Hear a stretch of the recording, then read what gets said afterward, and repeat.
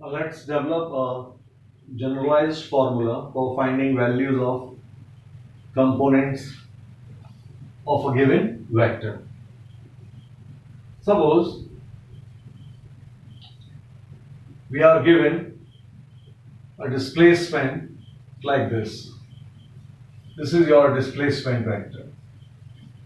And this displacement makes an angle of theta. This is east, this is north. This angle is what? Theta. From this point to this point, length is d. एक बार फिर से बता दूं, d or this d vector between two vertical lines, it means magnitude. तो ये जो length है हमारी वो d है. This whole thing is called d vector. इस केस में d vector का मतलब ये होता है कि आपने कितना मूव किया है d. This direction is not called northeast. पिछला एग्जाम्पल था वहां हमने देखा था कि जब ये एंगल 45 था, then this thing was called northeast. For any random angle, how do you define direction? उसको यहां देखना. तो आपने कमांड दिया हुआ है किसी को कि उसको d मीटर्स ट्रेवल करना है at an angle of theta. At an angle of theta from east towards north, from east to north. That gives you displacement vector d. फिर से यहां से यहां कितना ट्रेवल किया आपने d, किस एंगल पर किया? थीटा. थीटा कहां से लिया है आपने? ईस्ट से. अब ईस्ट से आप इस तरफ भी जा सकते थे. इस तरफ मतलब दिस इज व्हाट? साउथ.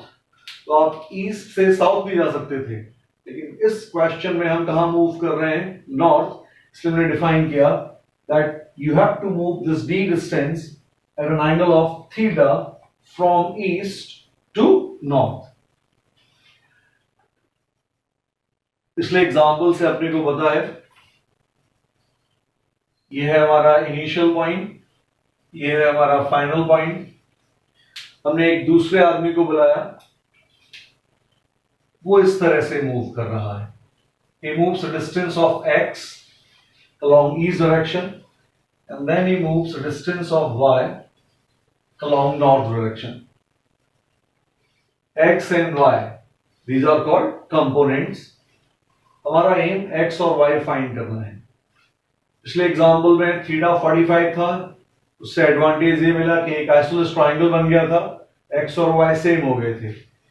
लेकिन यहां हम चाहते हैं कि किसी भी वैल्यू को दे रखा हो थीटा की, उससे हम x और y इन दोनों को फाइंड कर पाए. ये जो d वेक्टर है, इस d वेक्टर को हमने कहां तक ब्रेक कर लिया है? x मीटर्स मूव करना है east and then y meters move करना है north. First person, he travels a distance of d at an angle of theta from east to north and arrives at this position. Second person, he travels x along east and then he travels y along north and arrives at the same position. X and y, they are called components of this vector. अब x and y in values को find करना है. Let's construct a right angle triangle, or let's not draw any arrows. We are interested in length part only. This length, we are interested in the length part, magnitude part. From this point to this point, length is d. From this point to this point, length is x. And from this point to this point, length is y. and this angle is what? Theta. In this right angle triangle, sine theta is y upon d. Sine theta is y upon d, perpendicular upon hypotenuse. Cos theta is x upon d. Cos theta is x upon d, base upon hypotenuse. That gives us y as d sine theta. D multiplied by sine theta, and x is d cos theta. अगर ये d है और ये angle theta है तो क्या याद रखना है? थीटा के साथ जो ब्रांच होगी दैट इज बेस. बेस के साथ क्या लिंक करते हैं आप? Cos. Just opposite to theta you have what? Perpendicular. और परपेंडिकुलर के साथ आप क्या लिंक करते हैं? साइन. जिस एक्स या जिसके साथ एंगल हो that is called base component. Base component की वैल्यू हुआ करती है d cos theta. Main component, main vector multiplied by cos theta, और जो परपेंडिकुलर कंपोनेंट है उसकी वैल्यू हुआ करती है d sin theta, main vector multiplied by sin theta. Which means हमारा जो डिस्प्लेसमेंट है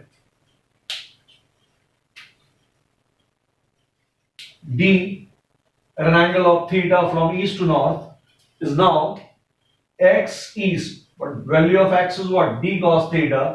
This is d cos theta किधर? East, followed by d sin theta north. ये आपका x डायरेक्शन का कंपोनेंट और ईस्ट का कंपोनेंट, ये आपका y डायरेक्शन या नॉर्थ का कंपोनेंट. जिसके साथ थीटा होगा दैट विल बी कॉस, उसके ऑपोजिट ब्रांच क्या बनेगी? साइन. इस रिजल्ट को जो हमने एग्जाम्पल देखा था उसके साथ लिंक करते हैं और देखते हैं कि क्या फायदा है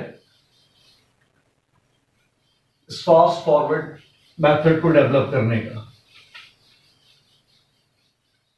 अब यहां तक वीडियो को पॉज करके जितना बोर्ड पर था उसको नोट करेंगे एंड देन इस पूरी चीज को अपने पिछले एग्जाम्पल के साथ लिंक करते हैं.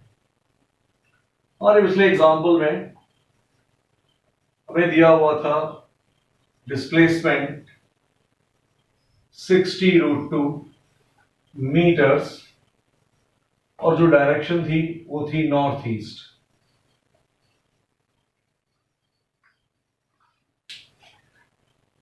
बार बार राइट एंगल ट्राइंगल फॉर्म करके √x² + y² as we did in that example होना करके जो हमने अभी सीखा है that base component is cos and the perpendicular component is sin, उस अप्रोच को यूज करेंगे.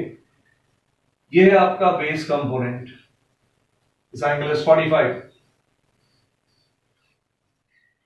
Length is x. ये जो कंपोनेंट है परपेंडिकुलर कंपोनेंट, यहां से यहां तक की जो लेंथ है d. What is d? 60√2. Without arrow it gives you magnitude. तो यहां से यहां तक की जो लेंथ है वो है 60√2. इस 60√2 का जो बेस कंपोनेंट है वो आएगा d cos theta. d its value is 40√2 multiplied by cos of 45 degrees.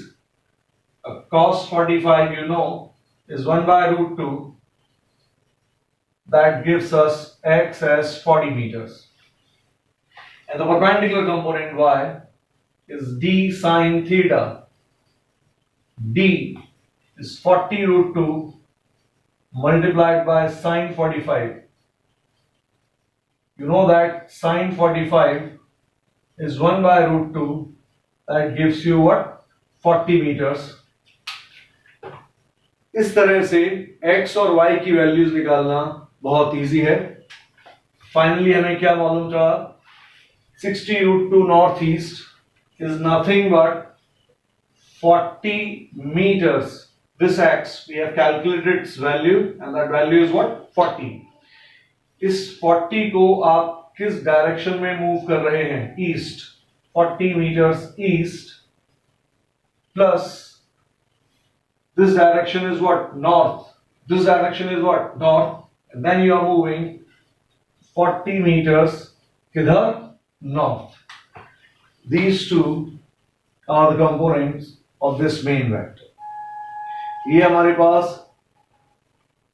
Theta की किसी भी वैल्यू के लिए जो रिजल्ट है कॉस एंड साइन का, ये हेल्पफुल रहेगा। Note down this.